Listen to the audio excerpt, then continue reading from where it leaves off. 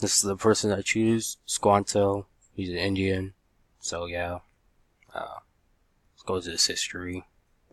Uh, his birth name was Desquantum.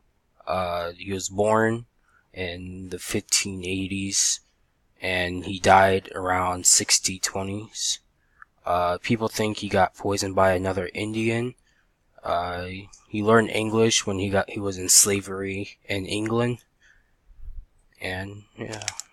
This is an example what kind of house they used to live in back in those days, in the 1500s through the 16th. This is where the Indians used to live. This is Squanto's travel. In 1605, he was kidnapped and brought to England, and he got held there for 9 years. And by 1614, he returned to Pawtucket, and the same year in 1614, he got recaptured and brought to Spain and to be sold as a slave.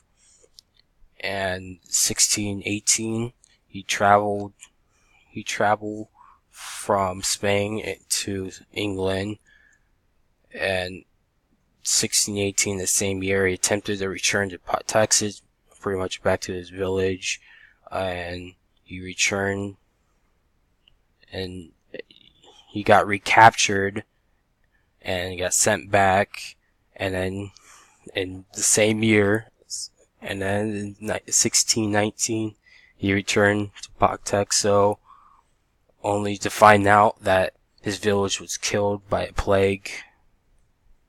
Yeah. He did. He was an English translator between the Pilgrims and the Indians. He helped them make a treaty, translated what they said. He taught the Pilgrims how to plant corns and vegetables, and also make fish traps, and was a guide to them.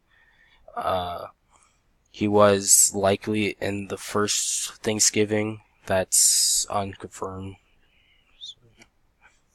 These are pictures that it may look like when he was teaching them how to do stuff, like how to plant crops and stuff, and if he was at the first Thanksgiving.